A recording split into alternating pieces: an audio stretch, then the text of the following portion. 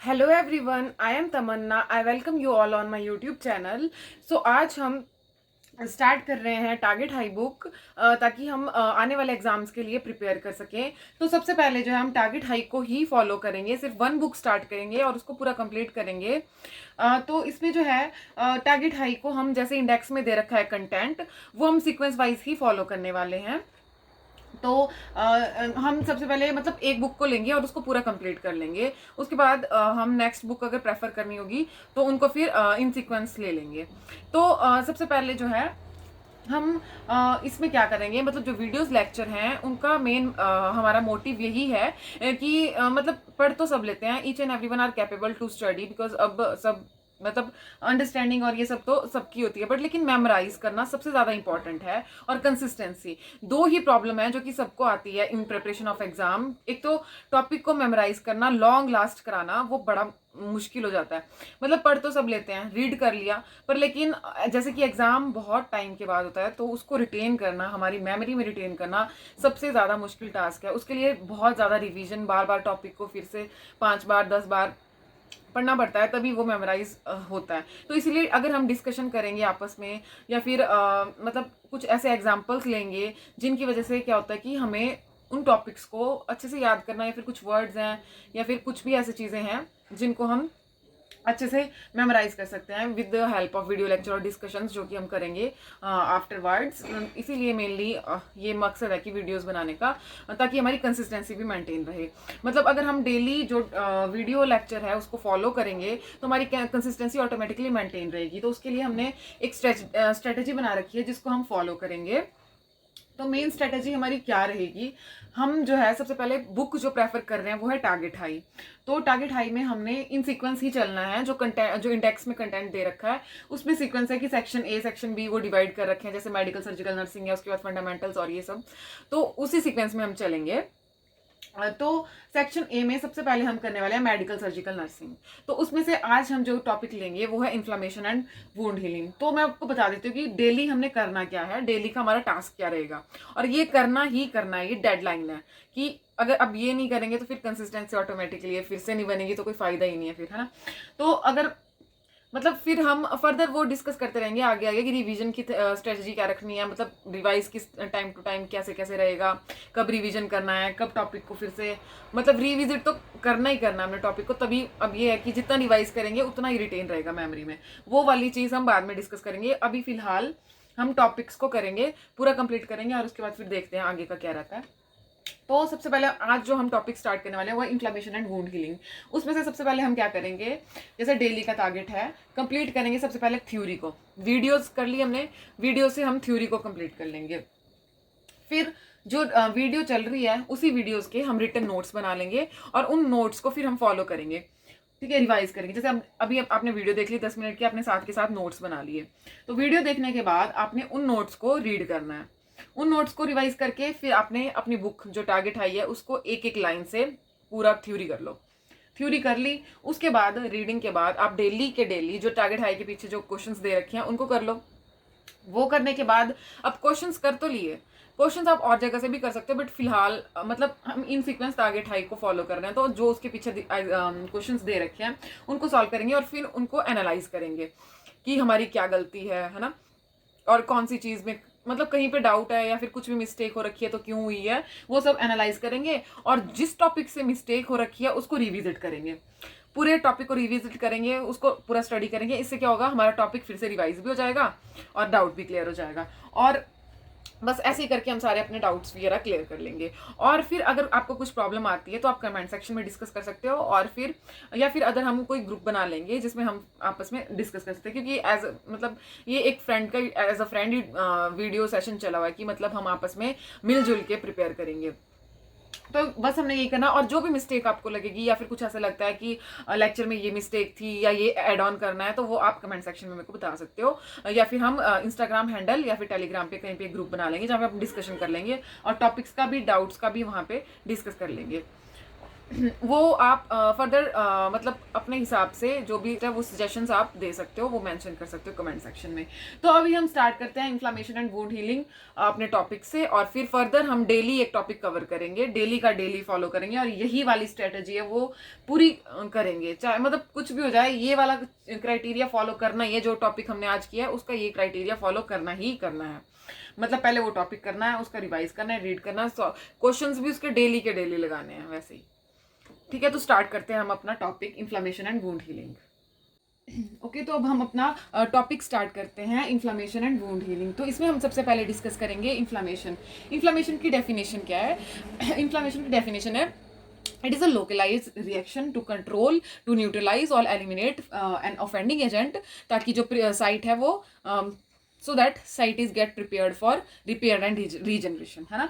तो अब क्या हो रहा है, कहीं पे वुंड क्रिएट हो गया है, या फिर कहीं पे हमारी साइट है जहाँ पे कोई भी इन्फेक्शन हो गया है या फिर कोई कट है, तो उसको हील करना है ना। तो हमारी बॉडी का जो एक रिएक्शन होता है, इन्फ्लामेशन क्या है, एक रिएक्शन है जो हमारी बॉडी कर रही है। क्यों कर रही है? ताकि जो एजेंट है, जो फॉरेन पार्टिकल है या फिर जो एंटीजन है जो एंटर करा है, उसको वहां से बाहर निकालने में हेल्प करता है। ये एक रिएक्शन है जो उसको बाहर निकालता है और हमारी साइड को इस तरह से मतलब फेवरेबल बना देता है, ताकि वो फिर फर्दर इजीली जो है हमारी साइट रीजनरेट कर सके, रिपेयर हो सके। ठीक है, तो क्या ये एक तरह का लोकलाइज्ड रिएक्शन है, रिएक्शन। ठीक है, क्या करेगा ये? एक तो टू कंट्रोल और टू न्यूट्रलाइज और टू एलिमिनेट, ठीक है, eliminate offending agent, offending agent. ठीक है, समझ में आ गया इन्फ्लामेशन क्या है? इन्फ्लामेशन हमारी बॉडी का ही एक लोकलाइज रिएक्शन है जो किसी पर्टिकुलर साइट पे होता है। इसका काम क्या है? कंट्रोल करना, न्यूट्रलाइज करना और एलिमिनेट करना ऑफेंडिंग एजेंट को। ठीक है, क्यों? To prepare. ये सब चीजें क्यों हो रही है? ये सब चीजें हो रही है ताकि जो हमारी साइट है, to prepare site for repair. ठीक है, ताकि जो भी वुंड है या फिर जो भी प्रॉब्लम हो रखी है साइट पे, किसी पर्टिकुलर साइट पे, तो उसको क्या कर सके, वो रिपेयर कर सके, है ना। इसलिए होती है इन्फ्लामेशन। फिर आगे हम पढ़ेंगे कि इन्फ्लामेशन के क्या साइंस है, हमें कैसे पता चलेगा कि यहाँ पे इन्फ्लामेशन हो रखी है इस पर्टिकुलर एरिया पे। तो इसके बाद आते हैं इन्फ्लामेशन के 5 कार्डिनल साइंस। ठीक है, 5 कार्डिनल साइंस कौन कौन से हैं? 1 2 3 4 5।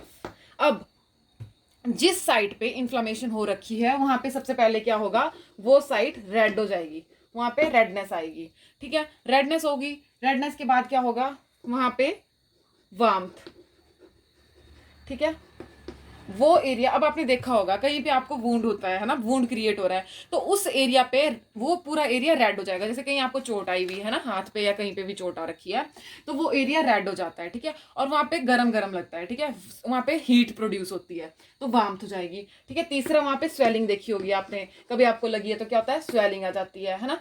और क्या होता है, पेन होती है वहां इस एरिया में, और लॉस ऑफ फंक्शन। जब किसी एरिया में पेन है तो ऑटोमेटिकली लॉस ऑफ फंक्शन, वो एरिया काम करना बंद कर देता है। जब कहीं पेन है तो ऑटोमेटिकली आप उस जगह से, आप जैसे आपको हाथ में दर्द है ना, तो हाथ से काम करना मुश्किल हो जाता है वैसे ही।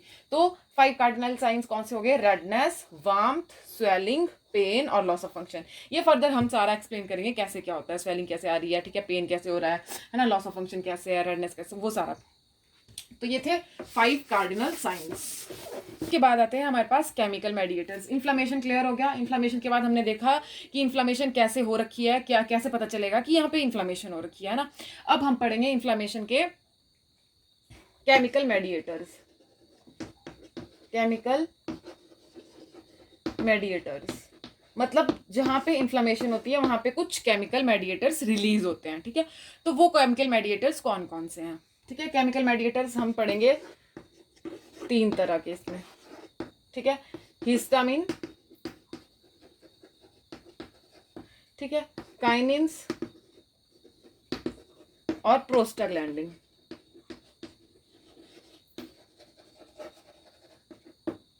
ठीक है, राइटिंग समझ में आ रही है, कर लेना मैनेज।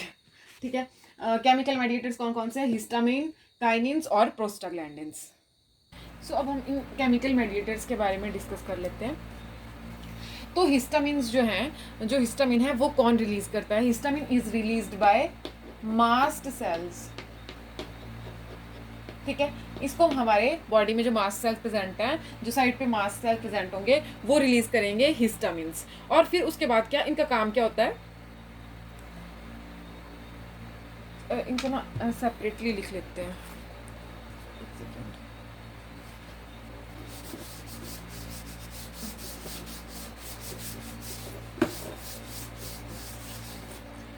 सबसे पहले आगे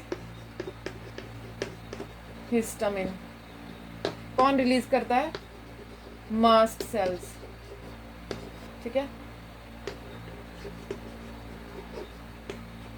रिलीज्ड बाय मास्ट सेल। फिर मास्ट सेल इनको रिलीज करेंगे। उनका काम क्या होता है? हिस्टामिन आपको पता ही है एलर्जी के टाइम पे इंक्रीज होता है ना, तो मास्ट सेल क्या काम करेंगे? ये इनका काम होता है वेजो डायलेशन का। ठीक है, वेजो डायलेशन का काम करेंगे ये। ठीक है, वेजो डायलेशन का काम करेंगे तो क्या होगा? इन्फ्लामेशन के टाइम पे, अब जैसे डिफेंडिंग ऑर्गेनिज्म ने वहां पे पहुंचना है। ठीक है, जो ऑफेंडिंग ऑर्गेनिज्म है उसका डिफेंस करने के लिए हमारे डिफेंडिंग ऑर्गेनिज्म को पहुंचना वहां पे जरूरी है। तो अब वो कैसे पहुंचेंगे? अगर वेन्स हमारी कंस्ट्रिक्ट हैं तो उनका पहुंचना मुश्किल हो जाएगा। तो हिस्टामिन वहां पे रिलीज होंगी मास्ट सेल के द्वारा, जो कि क्या करेंगे? वेजो डायलेशन करेगी, हमारी वेस्क्यूलर परमिबिलिटी को इंक्रीज कर देगी, जिस वजह से वहां पे न्यूट्रोफिल्स वगैरह आ जाएंगे। अब काइनिन्स का, हमारे हिस्टामिन का काम तो गया वेजो डायलेशन का। अब फिर फर्दर नेक्स्ट आते हैं काइनिन्स।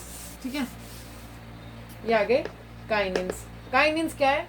काइनिन्स का काम होता है टू अट्रैक्ट, ठीक है, इनका काम है टू अट्रैक्ट न्यूट्रोफिल्स। ये न्यूट्रोफिल्स को अट्रैक्ट करेंगे। ठीक है, प्रोस्टाग्लैंडिन्स ने क्या कर दिया? वेन्स को डायलेट कर दिया। काइनिन्स ने क्या कर दिया? न्यूट्रोफिल्स को अट्रैक्ट कर लिया। और प्रोस्टाग्लैंडिन का भी सेम ही काम है, वेजो डायलेशन। ठीक है, प्रोस्टाग्लैंडिन क्या करेंगे? ये भी वेजो डायलेशन करेंगे। ठीक है, समझ आ गया? ये हिस्टामिन भी वेजो डायलेशन, प्रोस्टाग्लैंडिन भी वेजो डायलेशन, और काइनिन्स क्या करेंगे? न्यूट्रोफिल्स को अट्रैक्ट करेंगे। ठीक है,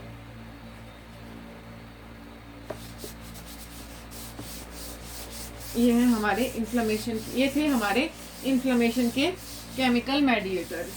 अब हम पढ़ेंगे इन्फ्लेमेशन की फेजेस। कौन कौन से फेज आते हैं ड्यूरिंग इन्फ्लेमेशन? ठीक है, तो हमारे फेज हैं, 3 मेन फेज हैं। ठीक है, चार्ट बना लेते हैं। ठीक है, ये 3 मेन फेज हैं। एक तो क्या है हमारा? पहला फेज है इन्फ्लामेटरी रिस्पॉन्स। इन्फ्लामेटरी विजिबल है ना, इन्फ्लामेटरी, इन्फ्लामेटरी रिस्पॉन्स। ठीक है, सबसे पहला फेज इन्फ्लामेटरी रिस्पॉन्स। सेकंड है हमारे पास repair and regeneration, repair and regeneration. और थर्ड है रीमॉडलिंग, रीमॉडलिंग एंड मैच्योरेशन। ये हमारे 3 फेजेस होते हैं। ठीक है, इन्फ्लेमेशन के फेजेस कौन कौन से हैं? इन्फ्लेमेटरी रिस्पॉन्स, रीजनरेशन और रिपेयर, और थर्ड मैच्योरेशन और रीमॉडलिंग। ठीक है, तो अब जो हमारा इन्फ्लामेटरी जो रिस्पॉन्स है वो कितने टाइम का होता है? ठीक है, इनके अपना अपना टाइम भी लेते हैं ये फेजेस, है ना। इन्फ्लामेशन को पूरा होने में टाइम लगता है। ठीक है, तो पहला इन्फ्लामेटरी रिस्पॉन्स होता है हमारा 3 to 5 डेज का। ये डेज का हो गया, ये वीक्स का होता है, ये मंथ्स का होता है, ऐसे आप याद रख सकते हो। ठीक है, ठीक है, डेज ये 3 से 5 दिन का हो गया। वीक्स में मतलब ये कितने का होगा? 2 to 8 वीक्स का है ये। ठीक है, 2 to 8 वीक्स का। और ये मंथ्स टू सेवरल ईयर्स भी ले सकता है। ठीक है, मंथ टू ईयर्स। ठीक है, समझ में आ गया?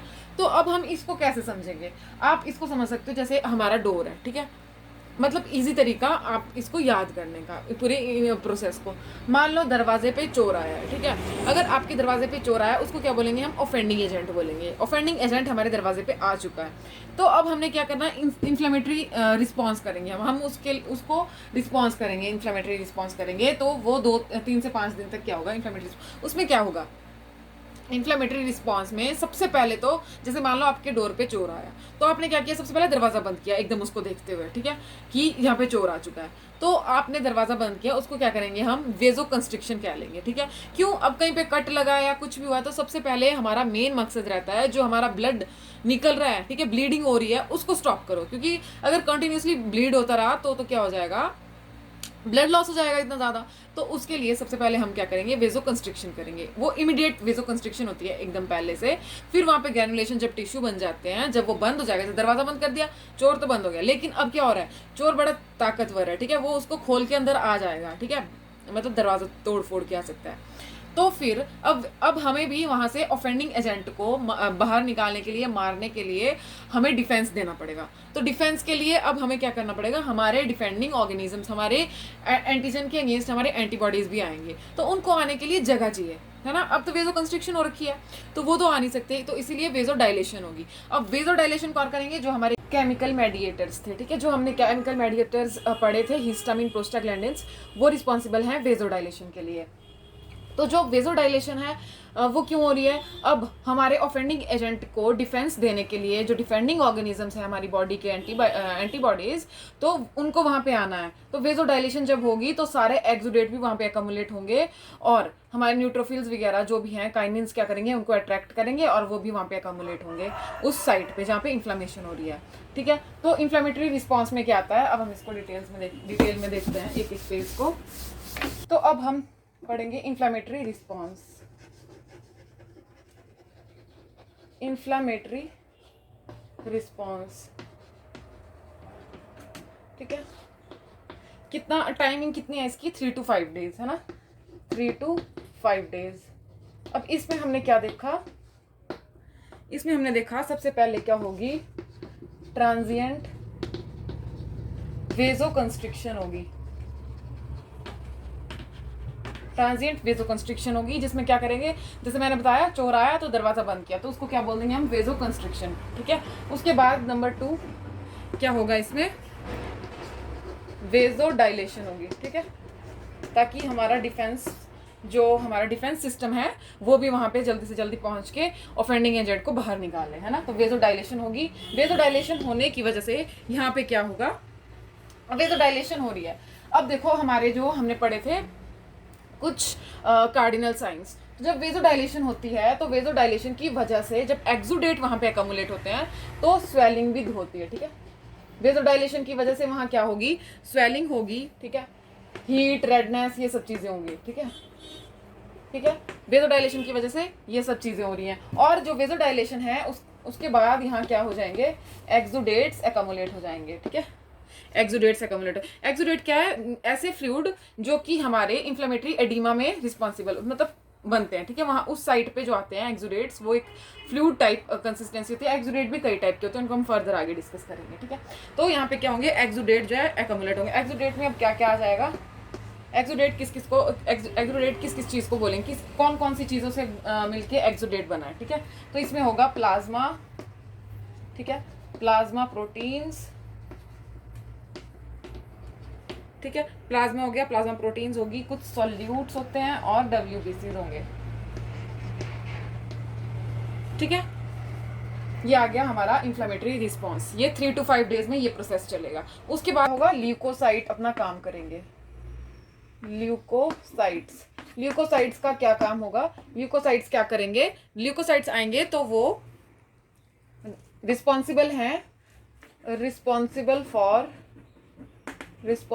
फॉर एंगल्फिंग के लिए रिस्पॉन्सिबल है। किस चीज को? 2 चीजों को ये एंगल्फ करेंगे, एक तो हमारा ऑफेंडिंग एजेंट और एक cell debris.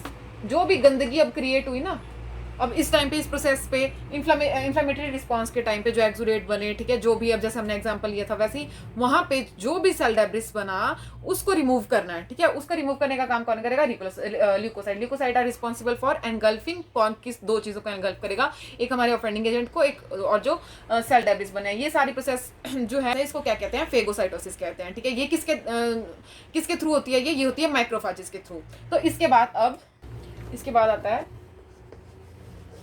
Repair and regeneration, ठीक है। रिपेयर एंड रीजनरेशन हमने पढ़ा था वीक्स का होता है, कितने?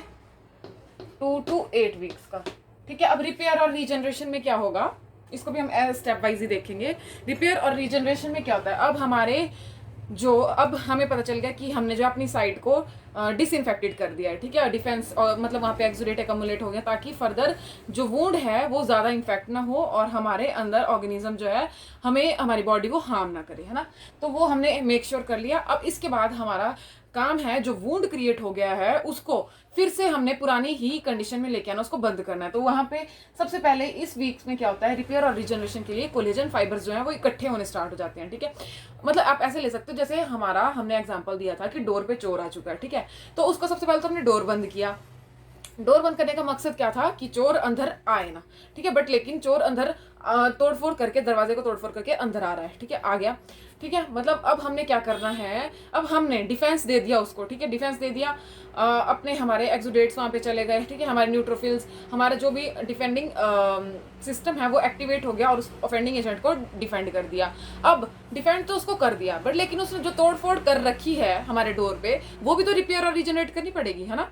तो मान लो जैसे कि दरवाजे पे कुछ उसने हथौड़ी से किसी चीज से फोड़ रखा है, ठीक है। तो अब हम उस पर क्या करेंगे? कील लगाएंगे, ठीक है। कि मतलब अब ये किस डिसऑर्गेनाइज्ड वे में होता है, कोई हमें अब वो उसने जो है पूरा डिसऑर्गेनाइज सा तोड़ रखा है, ऐसे कट नहीं लगा है, डिसऑर्गेनाइज्ड है। तो हम यहाँ से वो क्या बोलेंगे, इस तरह से आप याद कर सकते हो कि जो कोलेजन फाइबर्स हैं वो डिसऑर्गेनाइज्ड मैनर में पूरी उस साइट पे लाई करेंगे और उस साइट को क्लोज करेंगे। एक तरह का वो रिपेयर और रीजनरेशन होती है, ठीक है।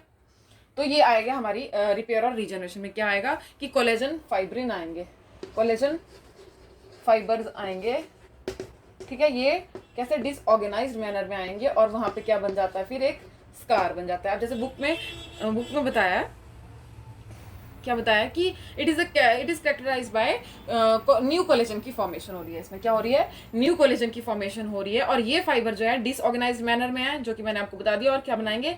स्कार बनाएंगे। अब थर्ड फेज आता है हमारे पास,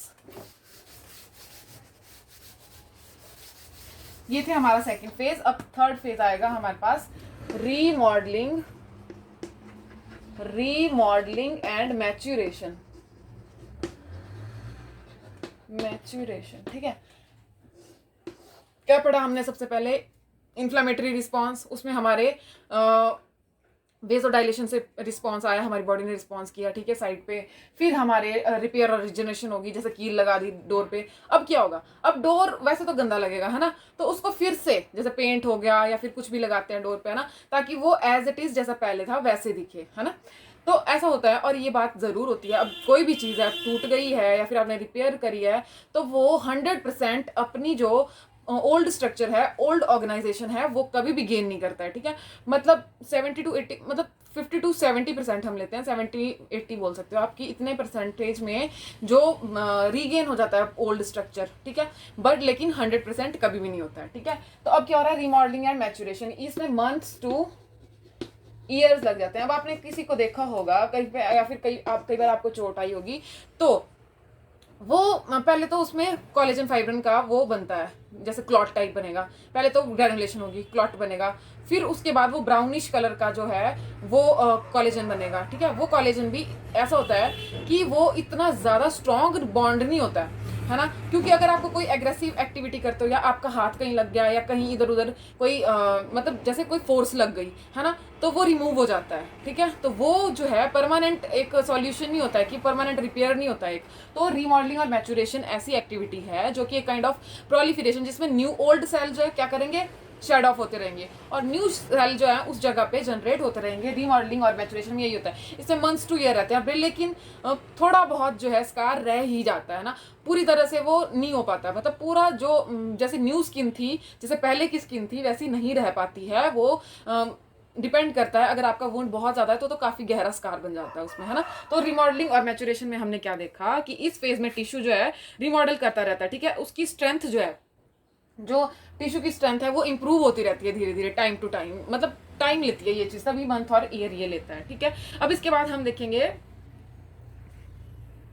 एक्सुडेट्स कितने टाइप के होते हैं। ये थी फेजेस ऑफ इन्फ्लामेशन, ठीक है, समझ में आ गया। मतलब आप इस प्रोसेस को ऐसे याद रख सकते हो, वो डोर वाले एग्जांपल से, ठीक है।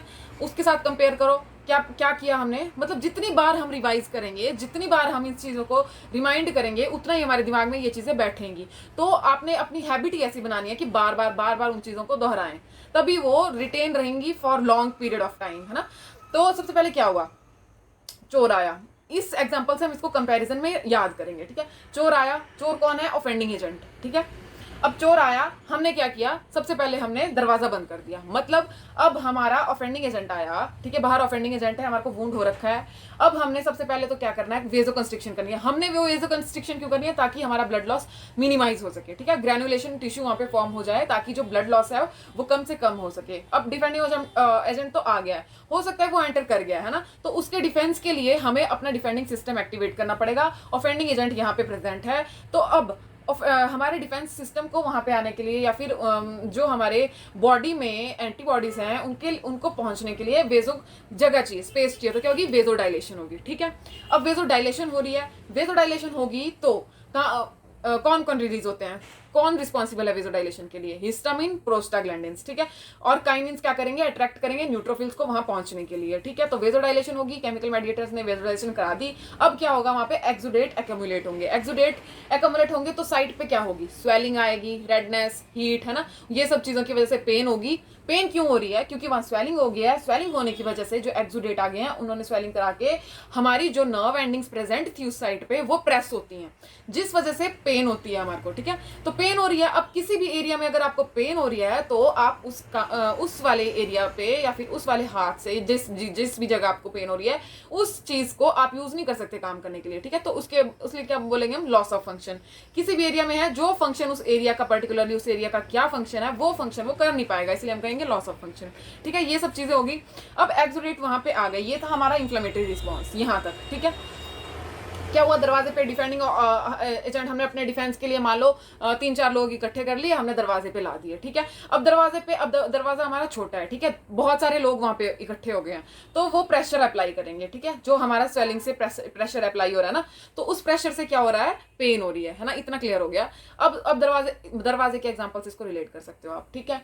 चलो प्रेशर लग गया, अब क्या करना है हमने, अब इन चीजों को, अब वेजो डायलेशन तो हो रखी है, अब हमने फर्दर सारा कुछ कर दिया, डिफेंस करके हमने ऑफेंडिंग एजेंट को वहां से हटा दिया, हमने उस चोर को वहां दरवाजे से हटा दिया, ठीक है। उसमें प्रेशर लगा, पेन वगैरह होगी, रेडनेस होगी, स्वेलिंग होगी।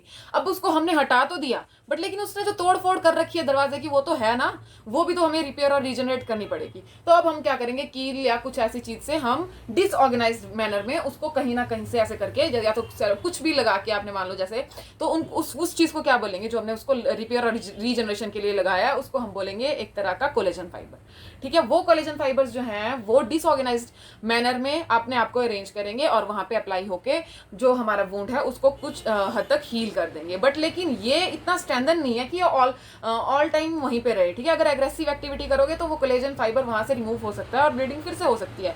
तो धीरे धीरे धीरे धीरे वो स्कार जो है, अब क्या होता है, हमारे सेल्स की जो है, ये नॉर्मल सी बात होती है कि सेल जो है बार बार रीजनरेट करते रहते हैं ना, तो पुराने जो हमारे सेल होंगे वो शेड ऑफ होते रहेंगे और न्यू जनरेट होते रहेंगे, है ना। तो इस प्रोसेस को होते होते फिर रीमैचुरेशन और रीमॉडलिंग होगी हमारी पूरी, मतलब मैचुरेशन आएगी, पूरी रीमॉडल कर जाएगा जो स्ट्रक्चर है ना।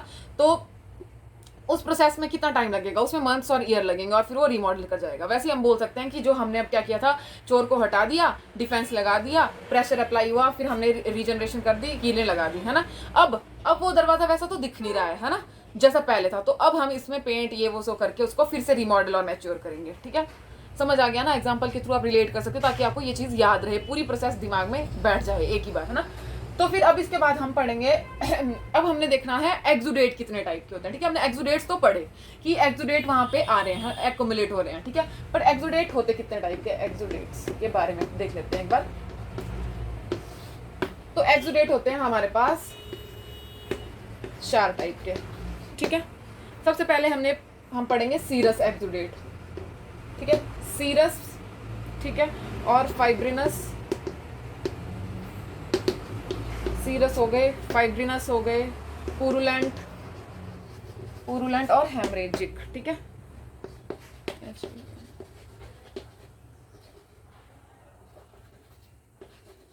हेमरेजिक।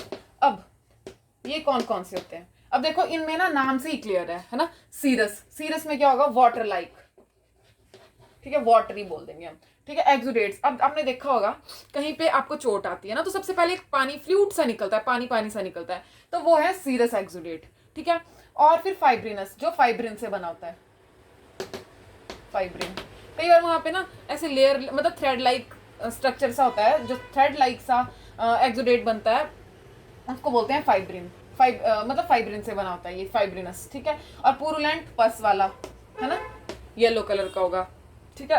और हेमरेजिक ब्लड, मतलब सिंपल तरीका याद रखना है, ऐसे सीरस में वाटरी आ जाएगा, फाइब्रस में फाइब्रिन, पुरुलेंट में पस और हेमरेजिक में ब्लड, ठीक है। ये काइंड ऑफ एक्सुडेट होते हैं, ये हमारा डिपेंड करता है कईयों में, मतलब कौन सा वुंड है और कैसे कैसे उसमें डिफरेंट टाइप के एक्सुडेट हो सकते हैं, है ना। जरूरी नहीं है कि सब हो, या फिर जरूरी नहीं है कि मतलब एक ही हो, कोई सा भी एक्सुडेट हो सकता है किसी भी वुंड के अकॉर्डिंग, है ना। अब इसके बाद हम देखेंगे, अब ये होगी हमारी इन्फ्लामेशन तो कंप्लीट है ना। अब नेक्स्ट है हमारे पास वुंड हीलिंग। तो अब हम नेक्स्ट टॉपिक पे आते हैं अपना, वुंड हीलिंग, ठीक है। क्या होता है वुंड हीलिंग, सबसे पहले तो ये आता है, ठीक है। डेफिनेशन क्या है, अब वुंड हीलिंग है, अब ऐसा तो है नहीं कि आपको कहीं चोट आई और अभी ठीक हो जाएगा, ठीक है। तो ये कॉम्प्लेक्स और डायनेमिक प्रोसेस है, ठीक है। Wound healing is a complex and dynamic process of replacing devitalised cells और मिसिंग सेलुलर स्ट्रक्चर और टिश्यू लेयर्स, ठीक है। क्या हो रहा है इसमें, वुंड हीलिंग क्या है, एक कॉम्प्लेक्स प्रोसेस है। इसमें क्या होना है, मेनली सीधे से याद रखना हो तो क्या है, वुंड हीलिंग एक कॉम्प्लेक्स और डायनेमिक प्रोसेस है जिसमें हमने क्या करना है, हमारा टिश्यू है, हमारा कोई स्ट्रक्चर है, ठीक है, उसमें मतलब कोई वुंड बन गया है ना, तो उसको फिर से वही स्टेज को गेन करना, वैसी ही मॉडलिंग, मतलब जैसे ये यहाँ पे स्किन है, ठीक है, ये स्किन अगर निकल गई है, यहाँ पे वुंड क्रिएट हो गया। अब वुंड हीलिंग क्या है, अब जो यहाँ से मिसिंग सेल्स हैं, यहाँ का जो टिश्यू स्ट्रक्चर है, जो मतलब सेल्स और यहाँ से रिमूव हो रखे हैं, मिस हो रखे हैं, उनको फिर से गेन करना, फिर से उसी शेप में लाना, it is a wound healing, है ना, ठीक है। अब वुंड हीलिंग कितने टाइप्स की होती है, अब हम इसके टाइप्स देखेंगे। वुंड हीलिंग होती है 2 टाइप्स की, एक होती है एक्यूट और एक होती है क्रोनिक। अब जैसे कि नाम से ही क्लियर है, ठीक है, एक्यूट और क्रोनिक। एक्यूट मतलब थोड़े टाइम में हो जाएगी, क्रोनिक मतलब लंबे टाइम के लिए, है ना। एक्यूट में क्या आएगा, अब जैसे कि एक्यूट वुंड हीलिंग कौन सी आ गई, जैसे आपने कोई हम जैसे सर्जरी कर रहे हैं, ठीक है, कोई सर्जिकल वुंड बना हुआ है, तो सर्जिकल वुंड को क्या बोलेंगे, एक्यूट। वो इजीली ना उसमें कोई इन्फेक्शन हो गया है ना कुछ नहीं है, हाँ, मतलब हेल्दी वुंड है, वो हेल्दी वुंड जो है थोड़ा टाइम लेता है, इसलिए उसको एक्यूट वुंड बोलेंगे, और वो इजीली जो है हील कर जाता है।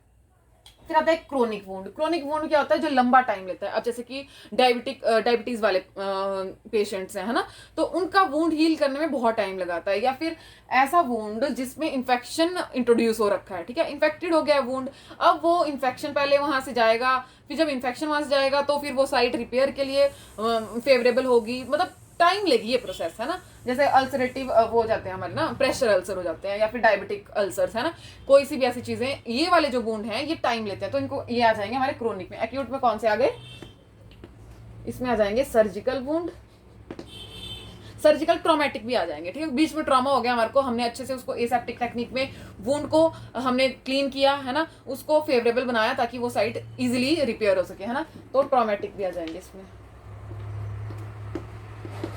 ट्रॉमेटिक। और इसमें आ जाएंगे हमारे पास डायबिटिक अल्सर और प्रेशर अल्सर, प्रेसर, अल्सर। ठीक है, ये आ गई हमारे वुंड हीलिंग के टाइप्स। ठीक है, अब हम नेक्स्ट करेंगे प्रोसेस, वुंड हील होने की प्रोसेस क्या है। ठीक है, अब इसमें ना ऐसी आती है, इंटेंशंस आती है वुंड हीलिंग की ना, primary healing intention, healing by primary intention, healing by secondary और हीलिंग बाय टर्शरी। तो हम तीनों देख लेते हैं, है ना, हम तीनों देख लेते हैं, प्राइमरी, सेकेंडरी और टर्शरी। अब प्राइमरी हीलिंग इंटेंशन में क्या होता है, जो सर्जिकल वुंड है नॉर्मल, ऐसे कि जिसमें बिल्कुल नो स्कार और लिटिल स्कार बनता है। ठीक है, बिल्कुल छोटा सा माइनर सा आपको कट लग गया या ऐसा कुछ हो रखा है, तो वो आ जाएगा हमारे पास हीलिंग बाय प्राइमरी इंटेंशन में।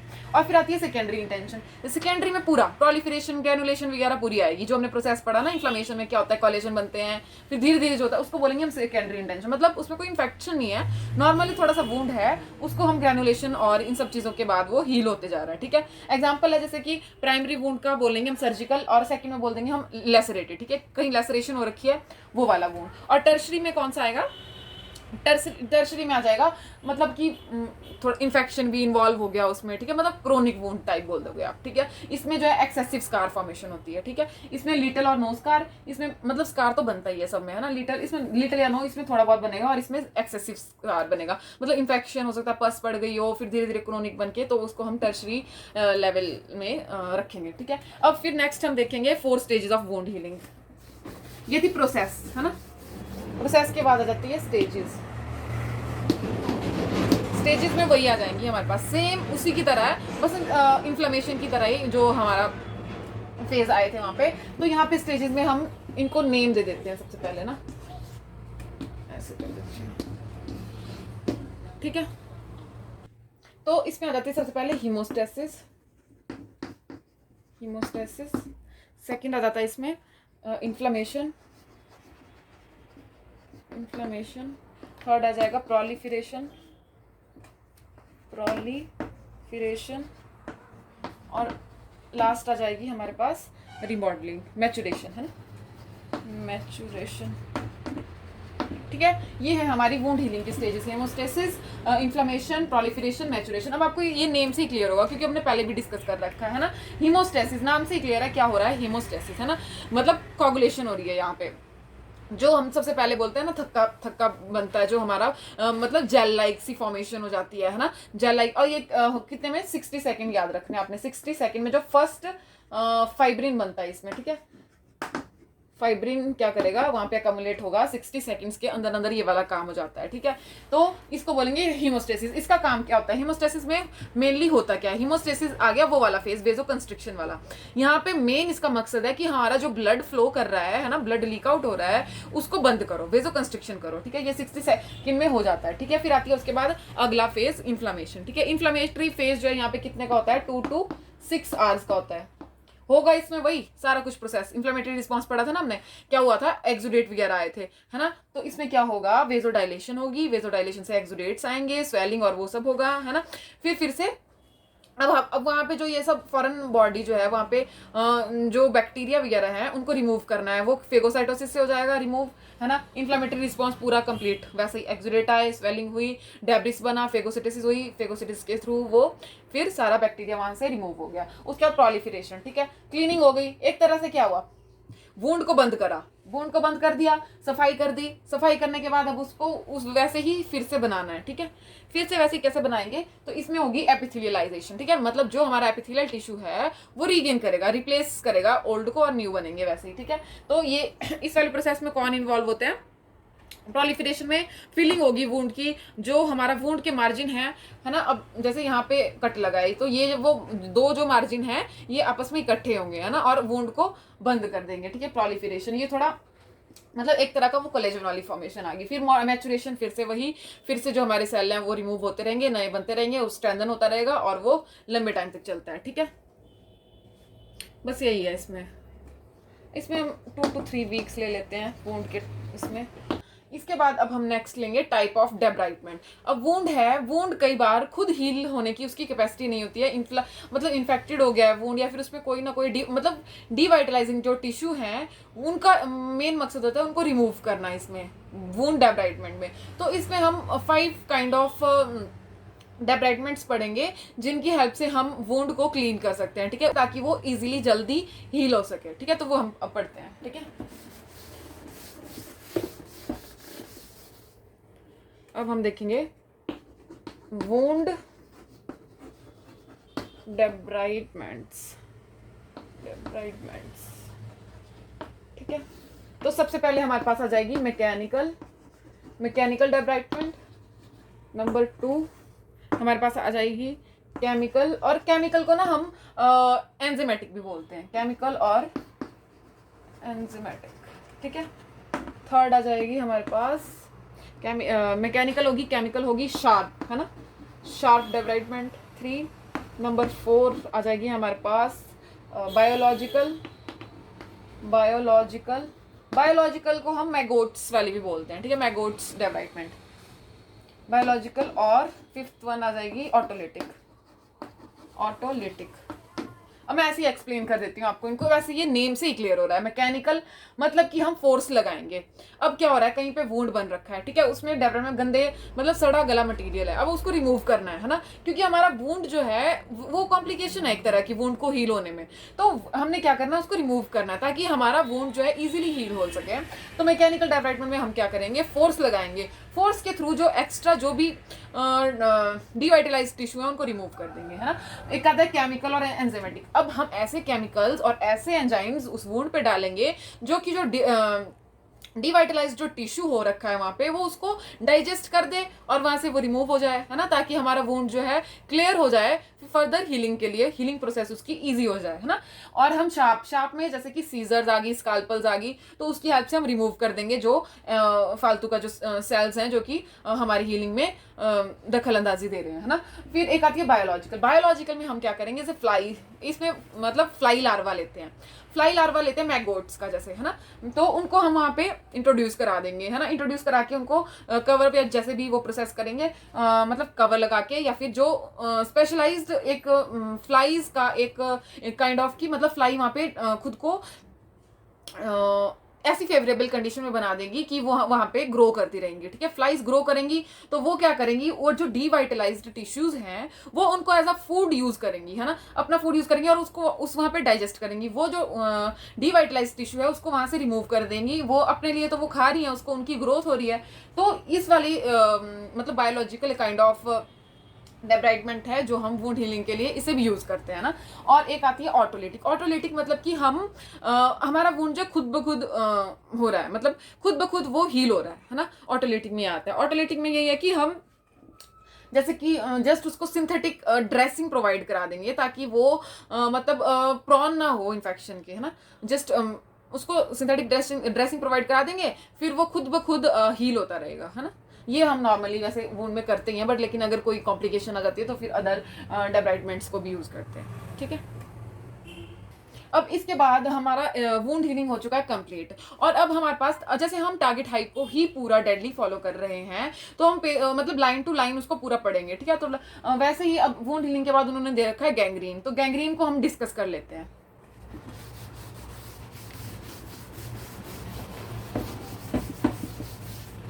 तो अब आ जाएगा गैंग्रीन क्या होता है, gangrene is a type of dead tissue, है ना। गैंग्रीन क्या है, डेड टिश्यू है। अब वुंड है, अब कई बार होता है ऐसा कि ऑक्सीजन की because of lack of oxygen, है ना, हमारे टिश्यू में ऑक्सीजन नहीं है, वो टिश्यू क्या हो जाएंगे, डेड हो जाएंगे, ठीक है। तो उसको क्या बोलते हैं, जो डेड टिश्यू है उनको बोलेंगे फिर गैंग्रीन, ठीक है।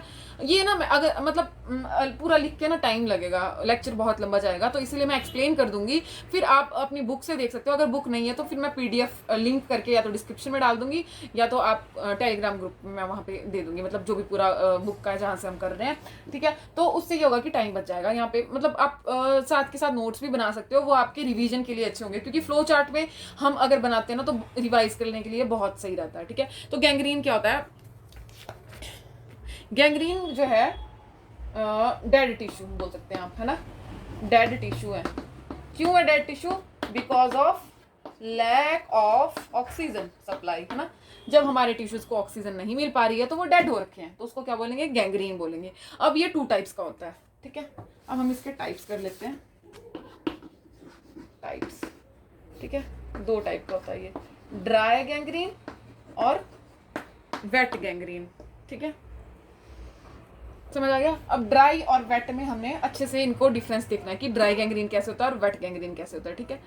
तो ड्राई और वेट को सेपरेटली कर लेते हैं। ये आ गया ड्राई गैंग्रीन और ये आ गया वेट गैंग्रीन, ठीक है।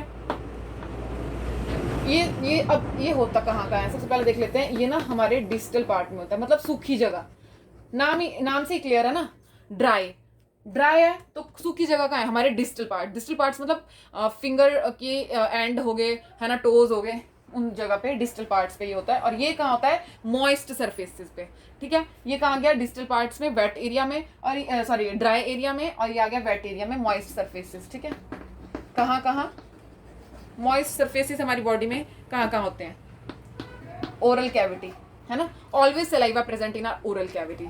तो ओरल कैविटी आ गया, ठीक है, सर्विक्स आ गया, है ना, और कहाँ होता है, आर बाउल, है ना, बाउल में भी, और कौन आ गया, और कौन बचा, ओरल कैविटी होगी, सर्विक्स होगी, बाउल हो गया, हाँ, लंग्स रहते हैं, ठीक है, लंग्स एक्सेट्रा। मतलब जो भी हमारी बॉडी के ऐसे एरियाज हैं जो कि मॉइस्ट रहते हैं, ऑलवेज मॉइस्ट रहते हैं ना, उन एरियाज में ये हो सकता है। डिस्टल पार्ट में ये आ गया हमारे पास ड्राई वाला, ठीक है। तो यहाँ पे हम बोल सकते हैं लिम्ब, हमारे लिम्स में, ठीक है, हमारे लिम्स में होता है। लिम्स में क्या होगा, अगर लिम्स में हमारे लिम्स में इस्कीमिया है, बिकॉज ऑफ इस्कीमिया हमारे लिम्स में क्या होता है, ऑक्सीजन सप्लाई है नहीं, है ना, और फिर ये लिम्स में पहले होगा और ये फिर अपवर्ड्स जाता है, ठीक है, यहाँ पे हो गया, फिर ऊपर ऊपर ऊपर ऊपर ऊपर चढ़ेगा, ठीक है, समझ आ गया। अब नेक्स्ट पॉइंट देखते हैं,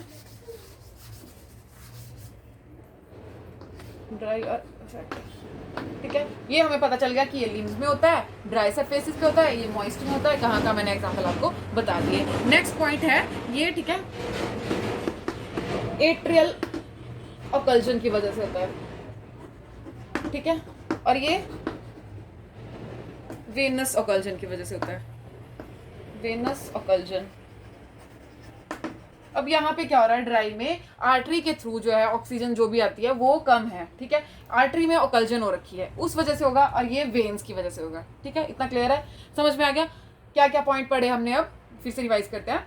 हमने देखा था ये ड्राई सरफेस पे होता है, ड्राई सरफेस कहाँ आ गया, हमारे लिम्स में, लिम्स में इस्कीमिया हो गया, वहां से अपवर्ड जाता है। ये कहाँ होता है, मॉइस्ट एरिया में, हमने देख लिया, सर्विक्स हो गया, लंग्स हो गए, है ना, और ओरल कैविटी होगी हमारी, ठीक है, और हमारा बाउल हो गया, ठीक है। और ये अब हमने ये भी देख लिया कि ये आर्टियल ऑकल्जन से होता है, ये वेनस ऑकल्जन से होता है, ठीक है। और इसमें देखो कौन सी डिजीज आती हैं, ये आप लर्न कर लेना, है ना, मतलब अब कौन कौन सी, अब एट्रियल ऑकल्जन कॉमनली एट्रियल ऑकल्जन की वजह से होता है, जिसमें आती है हमारे पास रेनॉल्ड डिजीज, और साथ में आती है इसमें बर्गर याद रख लो, ठीक है, बर्गर डिजीज, इससे नाम याद रहेगा। एक रेनॉल्ड, जैसे पेन आता था ना रेनॉल्ड का, वैसे याद कर सकते हैं हम, रेनॉल्ड का पेन, है ना, रेनॉल्ड डिजीज और बर्गर, दो नाम याद रखने, रेनॉल्ड बर्गर, ऐसे याद रहेगा, ठीक है। और फिर आ जाएगा वेट में हमने क्या क्या बोला, इसमें क्या होता है वेट में ना, अब कोई भी चीज है, ठीक है, चलो पहले ये देख लेते हैं डिजीज। इसमें आ जाएगा डायबिटिक फुट, ये वेनस ऑकल्जन की वजह से, वेनस ऑकल्जन में क्या आ जाएंगे, डायबिटिक फुट आ जाएंगे, और साथ में आ जाएगा आपके पास बेड सोर और गैस गैंग्रीन, ठीक है। ये किसकी वजह से हो रहा है, जो डिजीज जिस चीज को इन्वॉल्व करती है वैसे याद रखनी है। आर्टरी की ब्लॉकेज की वजह से ड्राई गैंग्रीन, जिसकी वजह से क्या होता है, रेनॉल्ड और बर्गर, याद रख लो, है ना। वेट में क्या होता है, वेन्स की ब्लॉकेज है, तो क्या हो रहा है इसमें, डायबिटिक फुट और बेड सोर, ठीक है, ये वाली प्रॉब्लम हो रही है, और साथ में गैस गैंग्रीन भी आ जाएगा इसमें। फिर अब नेक्स्ट ये पॉइंट हो गए क्लियर हमारे पास, एक बार रिवाइज करेंगे उनको ताकि हम भूल लेना, है ना। इसके बाद हाँ, अब ये वाली जो है, अब देखो ये चीज जो है ड्राई है, ठीक है, ड्राई। अब आपको खुद ही पता है, अब हमारे जैसे रेनी सीजन आता है तो क्या होता है, बैक्टीरिया ज्यादा ग्रो करते हैं ना, क्योंकि उनके लिए मॉइस्ट सरफेस होना बड़ा जरूरी है, उनकी ग्रोथ के लिए मॉइस्चर में वो ज्यादा ग्रो करते हैं। तो ड्राई एरिया में बैक्टीरिया नहीं, this is not favourable, this condition, this kind of gangrene is not favourable for bacterial growth, ठीक है, और ये फेवरेबल है, इसमें बैक्टीरिया ग्रो करेंगे, ठीक है, क्लियर हो गया। और हाँ, इसमें जो बैक्टीरिया होते हैं ना, ये वाला याद रखना, ये इसमें जो बैक्टीरिया होते हैं they are a special form होती है वो जो बैक्टीरिया इसमें होते हैं ना, special form of gram positive bacteria होते हैं, ठीक है। ग्राम पॉजिटिव होते हैं क्लोस्ट्रीडियम स्पीशीज के, ठीक है। और ये वाली जो स्पीशीज है ये वाली कॉज करती है वो जो गैस गैंग्रीन होता है ना, गैस गैंग्रीन। क्यों गैस गैंग्रीन क्यों? अब बैक्टीरिया का काम क्या होता है, बैक्टीरिया खुद को डिवाइड करेंगे या कुछ भी करेंगे, उनकी ग्रोथ हो रही है, जो भी हो रहा है, तो वो वहाँ पे ना जो उनकी ग्रोथ है उस टाइम पे गैस फॉर्मेशन होती है। ग्राम पॉजिटिव बैक्टीरिया हैं ये क्लोस्ट्रीडियम स्पीशीज के, जो कि क्या कॉज करते हैं, गैस गैंग्रीन फर्दर कॉज करते हैं। बस इतना ही है इसमें, ठीक है। तो एक बार अब हम रिवाइज कर लेते हैं। सबसे पहले हमारा पूरे पॉइंट्स देख लेते हैं हमने क्या क्या पढ़ा ड्राई और वेट का, और उसके बाद हम एक बार पूरा लेक्चर हम रिवाइज करेंगे, ताकि हम जितनी बार करेंगे ना उतना फायदा रहेगा हमें, कि हमें पूरा याद ही हो जाए, है ना। एक एक चीज, एक एक लाइन, एक एक वर्ड हमें जो भी पढ़ा है वो हमें ऐसा रहे, मतलब आज हमने पढ़ा तो at the time of exams आपको ये पॉइंट्स फिर से माइंड में स्ट्राइक करने चाहिए, एक एक चीज, है ना, ताकि हमारी मिस्टेक्स और मतलब बिल्कुल भी हमारी नेगेटिव मार्किंग ना जाए, ठीक है। नेगेटिव मार्किंग के चांसेस, जितना हम रिवीजन करेंगे, जितने हम क्वेश्चंस करेंगे, उससे नेगेटिव मार्किंग की जो मार्किंग की पॉसिबिलिटीज कम हो जाएंगी, ठीक है।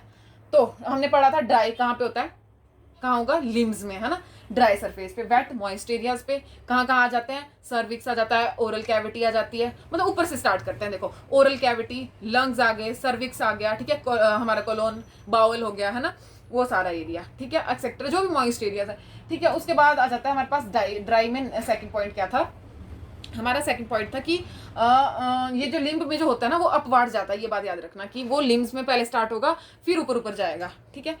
उसके बाद था हमारा नेक्स्ट पॉइंट कि ब्लॉकेज, है ना, ब्लॉकेज, इसमें आर्टरीज की ब्लॉकेज होती है, और आर्टरीज की ब्लॉकेज में कौन सी डिजीज इंक्लूड होती है, रेनॉल्ड्स और बर्जर, ठीक है। तो हम याद रखेंगे रेनॉल्ड पेन और बर्गर, है ना। और फिर आ जाता है हमारे पास वेट गैंग्रीन। वेट में डायबिटिक फुट और बेड सोर्स और गैस गैंग्रीन भी इंक्लूड होगा। अब गैस गैंग्रीन किस वजह से होता है, ग्राम पॉजिटिव की एक स्पीशीज होती है जो कि एनारोबिक है, ये भी याद रखना, एनारोबिक बैक्टीरिया है वो, ठीक है। वो बिकॉज इसमें क्या हो रहा है, टिश्यू को लैक ऑफ ऑक्सीजन मिल रही है ना, गैस गैंग्रीन की डेफिनेशन से ही क्लियर है, लैक ऑफ ऑक्सीजन है, तो बैक्टीरिया भी वही ग्रो करेंगे ना जो कि बिना ऑक्सीजन के ग्रो कर सकते हैं, है ना। तो ग्राम पॉजिटिव कौन से, एनारोबिक बैक्टीरिया किस स्पीशीज के, क्लोस्ट्रीडियम की, वो का क्या कॉज करते हैं, गैस गैंग्रीन। बस इतना ही था गैंग्रीन का टॉपिक, ठीक है। कोई और पॉइंट तो नहीं छूट गया हमारा, बस यही था कि ये फेवरेबल होते हैं बैक्टीरिया की ग्रोथ के लिए, ये नहीं होते हैं, है ना। तो अब एक बार हम पूरा रिवाइज कर लेते हैं और फिर हमारा inflammation and wound healing complete है, ठीक है। तो हमने आज क्या देखा, इन्फ्लेमेशन देखी, ठीक है। इन्फ्लेमेशन क्या होती है, इन्फ्लेमेशन एक लोकलाइज्ड रिएक्शन है जो क्यों होता है, जो हमारा ऑफेंडिंग एजेंट है उसको कंट्रोल करने के लिए, न्यूट्रलाइज करने के लिए और उसको वहां से एलिमिनेट करने के लिए, ताकि हमारी जो साइट है वो रिपेयर और रिजनरेशन के लिए फेवरेबल हो जाए, ठीक है।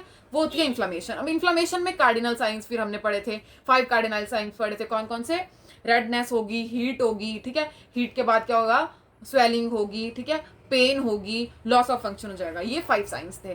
फिर उसके बाद हमने पढ़े थे फेजेस, कि कौन से, उसके केमिकल मेडिएटर्स देख लेते हैं पहले, ठीक है। केमिकल मेडिएटर्स क्या पढ़े थे हमने, केमिकल मेडिएटर्स 3 पढ़े थे हमने, ठीक है। हिस्टामिन जो कि वेजोडाइलेशन में हेल्प करता है, काइनिन्स जो क्या करते हैं काइनिन्स अट्रैक्ट करेंगे न्यूट्रोफिल्स को। फिर थर्ड हमने देखा था प्रोस्टाग्लैंडिन्स, जिनका काम एज इट इज उसी की तरह है, हिस्टामिन की तरह, वो भी वेजोडाइलेशन में हेल्प करते हैं। इतना हो गया इसके बाद आ जाते हैं हमारे पास फेजेस, है ना। केमिकल मेडिएटर के बाद हमने क्या देखे थे, फेजेस देखे थे। तो फेजेस में सबसे पहले हमने पढ़े थे इन्फ्लेमेटरी रिस्पॉन्स, सेकंड था हमारे पास रिपेयर एंड रिजनरेशन, थर्ड था हमारे पास रिमॉडलिंग एंड मैच्योरेशन। तो इन्फ्लेमेटरी रिस्पॉन्स थे हमारे पास 3 to 5 डेज के लिए, ठीक है। उसमें क्या होता था, हमने पढ़ा था कि सबसे पहले क्या होगा, हम अपने एग्जाम्पल को याद कर लेंगे, नहीं याद आता एग्जाम्पल याद करो, चोर आया, ठीक है, आते ही दरवाजा बंद किया, वेजो कंस्ट्रिक्शन हो गई, वेजो कंस्ट्रिक्शन होने के बाद वेजो तो कंस्ट्रक्शन होगी, बट लेकिन अब ऑफेंडिंग एजेंट तो काम कर रहा है ना अपना, वो दरवाजा फोड़ रहा है, तो हमें उसका डिफेंस भी देना पड़ेगा, हम अपने एक्सुडेट्स को वहां पे अकोमुलेट करेंगे, वो अपना प्रोसेस चलता रहेगा वहां पे, प्रेशर बनेगा, पेन वगैरह वो भी जो भी हमारे कार्डिनल साइन है वो अपीयर हो जाएंगे। अब जो हमारा रिपेयर और जो हमारा इन्फ्लेमेटरी रिस्पॉन्स के टाइम पे जो भी गंदगी वहाँ फैली है, मतलब चोर आया, हमने डिफेंस दिया, उस लड़ाई झगड़े में कोई डेड बॉडीज गिर गई है ना, कोई हमारा जो भी डोर का जो भी सामान था वो गिर गया है, मतलब जो भी सेल डेब्रिस इकट्ठा हो गया है, अब ल्यूकोसाइट आएंगे, वो अपना काम करेंगे, फेगोसाइटोसिस होगी और वो जो सेल डेब्रिस है वो वहां से रिमूव होगा। अब इन्फ्लेमेटरी रिस्पॉन्स हो गया कंप्लीट, ठीक है,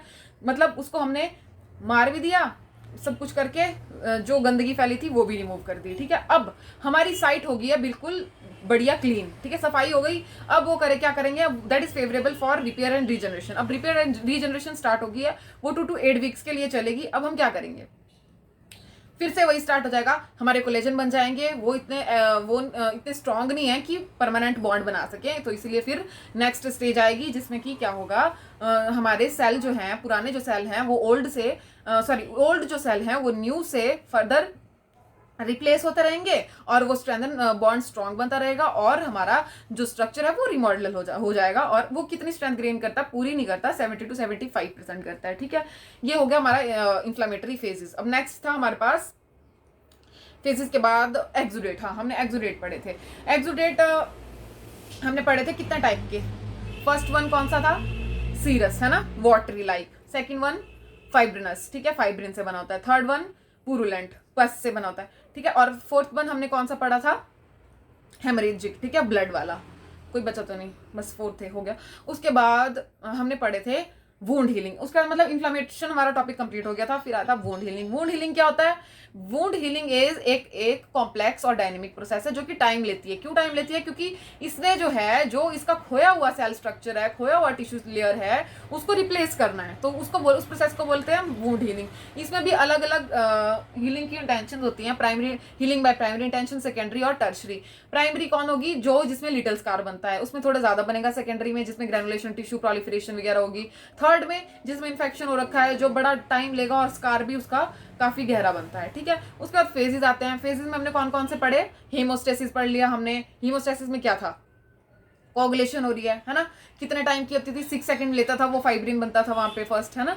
फिर उसके बाद आ जाता है हमारे पास सेकंड इन्फ्लेमेटरी, पूरा इन्फ्लेमेटरी रिस्पॉन्स वही सेम एज इट इज, है ना। थर्ड आता है प्रोलिफरेशन। क्या होगा इसमें, प्रोलिफरेशन में कोलेजन फाइबर जो हमारा क्लॉट बनता है, जो हमारा काफी टाइम तक रहता है ना, जो कोलेजन बनता है ब्राउन कलर का, है ना।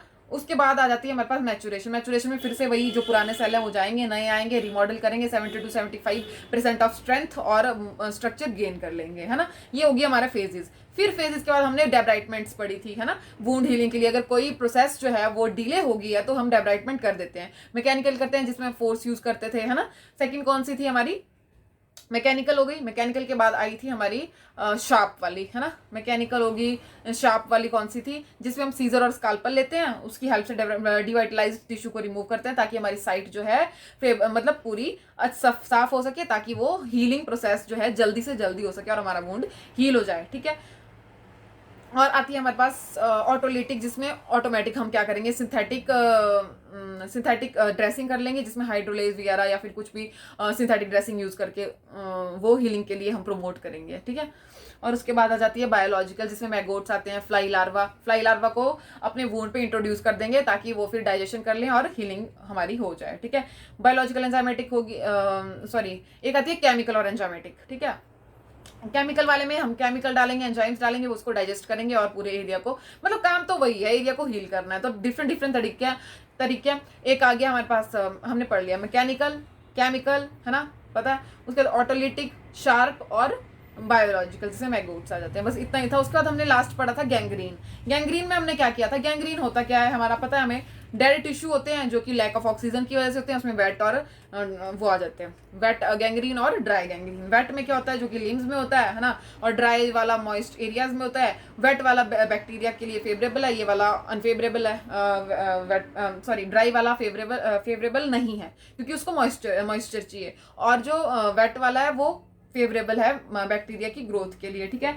और हमारा ड्राई वाला जो है वो आर्टरी की ऑकल्जन की वजह से होता है, जो कि हमारे 2 डिजीज आती है, रेनॉल्ड्स एंड बर्जर डिजीज। और इस वाले में, वेट वाले में हमारे पास आती है कौन कौन सी, diabetic foot, bed sore, gas gangrene. अब गैस गैंग्रीन है वो किस वजह से होता है, वो ग्राम पॉजिटिव बैक्टीरिया की वजह से होता है, जो कैसा है, एनारोबिक नेचर का है, स्पीशीज उसकी क्लोस्ट्रीडियम है ना। ये सारा हमने पूरा डिस्कस कर लिया है। बस इतना ही था हमारा inflammation and wound healing. If you like my lecture please subscribe and hit on the like button, और कमेंट सेक्शन में आप सजेशंस जो भी आपकी कोई अगर आपका क्वेरी है या कोई सजेशन है या मेरी कोई लेक्चर में मिस्टेक है तो आप हर एक चीज़ कमेंट में मेंशन कर सकते हो। अगर आप इंटरेस्टेड हो फर्दर डिस्कशन में और लेक्चर्स को मतलब साथ साथ के एक काइंड ऑफ ये एक ऐसा ही सेशन चल रहा है कि हम साथ के साथ पढ़ाई करें ताकि हमारी कंसिस्टेंसी सही रहे, डेली का डेली करें। और मतलब यही होता है ना कि 4 दिन पढ़ेंगे फिर छूट जाता है, फिर क्योंकि कुछ लोग हैं जो जॉब भी कर रहे होते हैं, कुछ लोग हैं जो कोचिंग ले रहे हैं, और वो वाला तो उनका तो सही चल रहा होता है सब कुछ। बट लेकिन जो जॉब करते हैं, जो घर में रहते हैं ना,